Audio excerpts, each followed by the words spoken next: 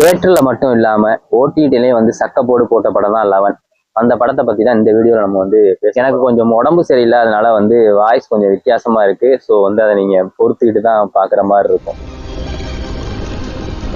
First of all இந்த படத்தோட starting சீன்ல வந்து ஒரு மெர்சிடிஸ் பழைய மாடல் கார் இருக்கும்ல, நம்ம ஜிகிர்தண்டால அசால்ட் செய்து ஓட்டு வருவார்ல ஒரு சிகப்பு மெர்சிடிஸ், அது மாதிரி ஒரு மெர்சிடிஸ் வந்து நிக்குது. அதுக்குள்ளேருந்து ஒருத்தன் இறங்குறான், மூஞ்சில வந்து மாஸ்க் போட்டிருக்கான். அவன் வந்து டிக்கே ஓப்பன் பண்றான், உள்ள வந்து ஒரு பிணம் இருக்கு. அந்த பிணத்தை வெளியில எடுத்து போட்டு பெட்ரோலை ஊற்றி கொளுத்தி விட்டுறான். ஸோ அவன் தான் கில்லர் அப்படிங்கிற மாதிரி அங்கே நமக்கு வந்து ஊர்ஜிதம் ஆகுது. ஏன்னா மாஸ்க் போட்டிருக்கான் அப்படிங்கிற மாதிரி தெரியுது.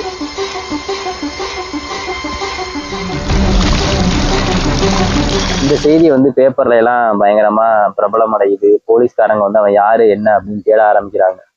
இதே சமயத்துல வந்து பேரலா ஒரு விஷயம் நடக்குது. என்ன அப்படின்னா, ஒரு பேங்க் ராபரி மாதிரி காமிக்கிறாங்க. பேங்க்குள்ள ஒரு 5-6 பேர் உள்ள போய் பாயிண்ட்ல வச்சு அவங்களோட பணத்தை எல்லாம், பேங்க்ல இருக்க பணம் நகையெல்லாம் கொள்ளையடிச்சிட்டு போற மாதிரி ஒரு சீன் வந்து காமிக்கிறாங்க. போற போக்குல வந்து செக்யூரிட்டி அவர்களையும் வந்து சுட்டுட்டு கொண்டுட்டும் போயிடுறாங்க. இந்த கேஸை தான் எடுக்கிறாரு நவீன் சந்திரா அவர்கள். நவீன் சந்திரா அப்படிங்கிறது தான் நம்ம படத்தோட ஹீரோ. இவர் வந்து இன்ஸ்பெக்டர் ரிஷி அப்படிங்கிற ஒரு வெப் சீரிஸ்ல வந்து, அது மட்டும் இல்லாம ஜிகிர்தண்டா XX அப்படிங்கிற படத்துலயும் வந்து அவர் வருவாரு. நல்ல ஒரு நடிப்பை வந்து வெளிப்படுத்தியிருக்காரு. இவர் கிட்டத்தட்ட இந்த மாதிரியான ஒரு ஹாரர் பேஸ்டு ஒரு கிரைம் இன்வெஸ்டிகேஷன் த்ரில்லராகவே நடிச்சுக்கிட்டு இருக்காரு. கிட்டத்தட்ட ஒரு அருள்நிதி அளவுக்கு இவர் வந்து பேசப்படுவார். நகையெல்லாம் கொள்ளையடிச்சிட்டு போனவனுங்க போய் ஒரு குடோன்ல உட்காந்து தண்ணி அடிச்சுக்கிட்டு சீட்டு விளையாண்டுக்கிட்டு இருக்கானுங்க. கரெக்டா நவீன் சந்திரா அந்த இடத்துக்கே வந்துடுறாரு. என்னடா எப்படா இவர் கரெக்டா அந்த இடத்துக்கு வராரு, இவர் தான் சொல்லி தான் அவங்க கொள்ளையடிச்சாங்களா அப்படிங்கிற மாதிரி நம்ம ஒரு நினப்பு நமக்கு போகுது. பட் ஆனா வந்து அங்கதான் ஒரு ட்விஸ்ட் வச்சிருக்காங்க. இன்வைட் பண்ணது நீங்க தானே. இந்த குரூப் வந்து எல்லா ஊர்கள்லயுமே வந்து கொள்ளையடிச்சுக்கிட்டு இருக்காங்க அப்படிங்கிறது வந்து நவீன் சந்திராவுக்கு ஏற்கனவே வந்து தெரியும். ஸோ அதனால வந்து இப்ப சென்னையை நோக்கி தான் அந்த குரூப் வந்து வருது. சென்னையில உள்ள ஏதோ ஒரு பேங்க்ல தான் கொள்ளையடிக்க போறாங்க அப்படிங்கிற மாதிரி அவருக்கு ஒரு தகவல் கிடைக்குது. ஸோ அதனால வந்து அவர் நகைகள்ல எல்லாம் வந்து ஒரு ஜிபிஎஸ் சிப்பை வந்து வச்சு அதன் மூலியமா இவங்களை வந்து பிடிக்கலாம் அப்படின்னு சொல்லி அந்த நகைகள்ல இருக்கிற மாதிரி ஒரு செட்டிங்கை செஞ்சு இந்த கொள்ளை கும்பலை வந்து பிடிச்சிருக்காரு. ஜிபிஎஸ் சிப் ஃபிக்ஸ் பண்ணப்பட்ட நகைகளை அடக வைக்க சொல்லியிருக்கேன் சார். இது ஒரு பக்கம் இருக்கட்டும். அதே சமயத்துல இந்த கொலைகாரன் அடுத்தடுத்து கொலைகள் வந்து பண்ணிக்கிட்டே இருக்கிறான். கண்டினியூவா 1 கொலை 2 கொலை 3 கொலை அப்படின்னு கொலைகள் வந்து எண்ணிக்கை அதிகமாகிட்டே இருக்கு. போலீஸ் வந்து தூங்குதா, என்ன பண்றாங்க, எது கொண்டாங்கன்னு பேப்பர்ல எல்லாம் போட்டு கிளின்னு கிழிக்கிறாங்க. இந்த சமயத்துல ஒரு மாத்திரை குரூப்பை வந்து 3வது கேஸ், அதாவது இந்த படத்துல 3வது கேஸ் நவீன் சந்திரா அவர்களுக்கு வந்து 2வது கேஸா வந்து ஒரு தடை செய்யப்பட்ட, இந்தியாவிலே தடை செய்யப்பட்ட ஒரு மாத்திரை, அது வந்து போதைப் பொருளா என்ன அப்படிங்கிறதெல்லாம் அவங்க தெளிவா சொல்லலை. ஒரு மாத்திரை, இந்த மாத்திரையை சாப்பிட்டோம் அப்படின்னா நமக்கு வந்து பயங்கரமான ஒரு சென்சிட்டிவான ஒரு இடத்துக்கு போயிடுவோம் சார், ரொம்ப மோசமான மாத்திரை அப்படிங்கிற மாதிரி நம்ம வந்து சொல்றாங்க. அந்த மாத்திரை கும்பலையும் வந்து இவர் இந்த நவீன் சந்திரா வந்து பிடிக்கிறாரு. இல்லீகலா ஷிப் பண்ணி இந்தியாவில் இருக்கிற பல ஸ்டேட்ஸுக்கு நேம் சேஞ்ச் பண்ணி டிஸ்ட்ரிபியூட் பண்ணி இந்த கட்டத்துல அந்த கொலைகளை இன்வெஸ்டிகேஷன் செஞ்சுக்கிட்டு இருந்த ஒரு போலீஸ் ஆஃபீஸர் வந்து ஆக்சிடென்ட்ல வந்து ஒரு கோமா ஸ்டேஜுக்கு வந்து போயிடுறாரு. இதனால வந்து அந்த மேலதிகாரி வந்து நவீன் சந்திரா கிட்ட வந்து இந்த கொலை காரணத்துக்கான கேஸை வந்து ஒப்படைக்கிறாரு. அதுக்கப்புறம் அந்த நவீன் சந்திரா வந்து அந்த கேஸை வந்து சால்வ் பண்ணாரா, யார் அந்த கொலைகாரன், எதுக்காக அந்த கொலைகள்லாம் நடக்குது அப்படிங்கிறத இந்த படத்தோட மொத்த ஸ்டோரி. இன்வெஸ்டிகேட் பண்ண சீரியல் கில்லிங் கேஸ் இன்னும் பெண்டிங்ல தான். 2 டேஸ்க்கு முன்னாடி நடந்த ஆக்சிடென்ட்ல ஒரு கோமா வந்து விக்னேஷ் அஜில்ஸ் அப்படின்னு போட்டிருந்தாங்க. அவர் வந்து இது வந்து அவருக்கு ஃபர்ஸ்ட் படங்க. பிரபு சாலமன் அவர்கள் தான் அந்த படத்தை வந்து தயாரிச்சிருக்காங்க. நம்ம டி இமான் அவர்கள் தான் அந்த படத்துக்கு வந்து மியூசிக். இந்த படத்துக்கு பேக்ரவுண்ட் மியூசிக்கா இருக்கட்டும், பிக்சரைசேஷனா இருக்கட்டும், அதாவது சினிமோட்டோகிராஃபியா இருக்கட்டும், எல்லாமே சூப்பரா இருந்துச்சு அப்படின்னு சொல்லலாம். என்ன ஒரு அப்படின்னா, இயக்குனர் வந்து கௌதம் வாசுதேவ் மேனன் இருக்காரு இல்லையா, GVM, அவரோட பெரிய ஃபேனா இருப்பாரு அப்படின்னு நினைக்கிறேன். சில சீன்ஸு, அந்த பாடலோட அந்த கட்டிங்ஸு, இதெல்லாம் வந்து அவர் படத்தை வந்து ஞாபகப்படுத்துச்சு. இந்த கதையே வந்து ஒரு புதுமையான கதை கிடையாது. ஆக்சுவலா வந்து இது 2002, ஆமா 2002 2003 நினைக்கிறேன். அந்த நேரத்துல வந்து விசில் அப்படின்னு ஜேடி ஜெரி அவர்கள் வந்து ஒரு படம் எடுத்திருந்தாங்க. 2 இயக்குநர்கள் சேர்ந்து எடுப்பாங்களா அவங்க.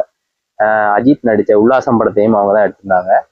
அந்த விசில் படத்தோட கதையும் இந்த கதையும் வந்து சிமிலியரான ஒரு கதை பேட்டர்ன் தான். விசில் படத்துல வந்து அதாவது தன்னோட தங்கச்சிக்கு வந்து ஒரு ரேகிங் நடக்குது. அதனால அந்த ஃபேமிலியில இருக்கிறவங்கலாம் அந்த ரேக் பண்ணவங்களை வந்து தேடி கண்டுபிடிச்சு கொல்லுவாங்க. அது வந்து ஒரு பேய் அப்படின்னு சொல்லி கொல்லுவாங்க. இதுல வந்து அப்படி கிடையாது.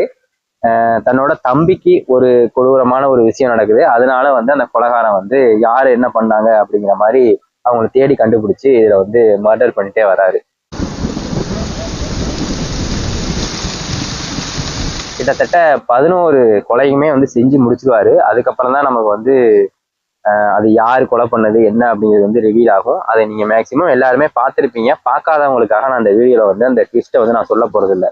இதுல வந்து ட்விஸ்ட்டு அப்படி தாங்க வரும். கொஞ்சம் கொஞ்சம் சீன் ஓடும், அப்புறம் ஒரு ட்விஸ்ட்டு, அந்த கொஞ்சம் சீன் ஓடும், கொஞ்சம் ட்விஸ்ட்டு, இப்படி தான் அந்த படத்தை வந்து எழுதினப்பே வந்து இந்த மாதிரி தான் எழுதிப்பாங்க அப்படின்னு நினைக்கிறேன். மற்றபடி திரைக்கதை இந்த ட்விஸ்ட்டு இதை மட்டும் வச்சுட்டு அந்த பழைய படமான விசிலை வந்து எடுத்து இதில் சொருவி வச்சு ஒரு அழகா ஒரு பேக் பண்ணி நம்மள்கிட்ட நல்லா கொடுத்துட்டாங்க. நம்மளும் பார்த்து நல்லா என்ஜாய் பண்ணிட்டு இருக்கோம். இது வந்து ஒரு நல்ல படம் தான். இது நல்லா இல்லை, இந்த படம் வந்து நல்லா இல்லை அப்படின்லாம் நான் சொல்லவே இல்லை. ஒரு அருமையான படம் தான். மியூசிக்லையும் சரி, சினிமோட்டோகிராஃபியும் சரி, டெக்னிக்கலாக அந்த படம் வந்து ஒரு ஸ்ட்ராங்கான படமா இருக்கு. நவீன் சந்திராவோட ஆக்டிங் வந்து நல்லா இருக்கு. அந்த ஹீரோயினா ஒருத்தவங்க வருவாங்க, அவங்க தான் அந்த படத்துக்கு வந்து ப்ரொடியூசரா. அவங்கள போட்டு கழுவி ஊத்திக்கிட்டு இருக்கானுங்க ஃபேஸ்புக்ல. ஓகே, அது அப்புறம் இருக்கட்டும். மற்றபடி இந்த படம் வந்து எல்லாமே ஒர்த்தான படம் தான், நல்ல படம் தான், நல்லா பார்த்து என்ஜாய் பண்ணக்கூடிய படம் தான். மற்றபடி இந்த படத்துல நடிச்சிருந்த நவீன் சந்திராவா இருக்கட்டும், ரிஷிகாக இருக்கட்டும், அந்த முருகதாஸ் தம்பி அவர்கள் இந்த வத்திகுச்சியில் நடிச்சிருப்பார்ல, அவரு வந்து நடிச்சிருந்தாரு. அவரும் நல்லாவே நடிச்சிருந்தாரு.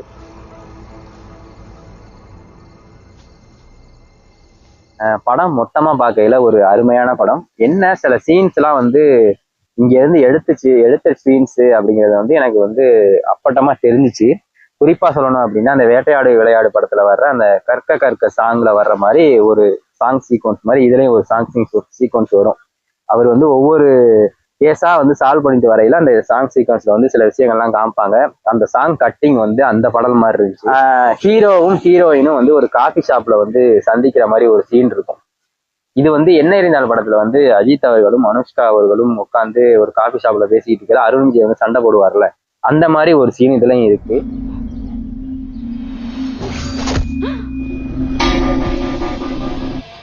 இந்த மாதிரி 2-3 சீன் குறிப்பிட்டு எனக்கு தெரிஞ்ச சீனை வந்து நான் உங்களுக்கு ஞாபகப்படுத்துறேன். இந்த சீன்லாம் அந்த சீன் மாதிரி இருக்கு அப்படிங்கிற மாதிரி எனக்கு தோணுச்சு.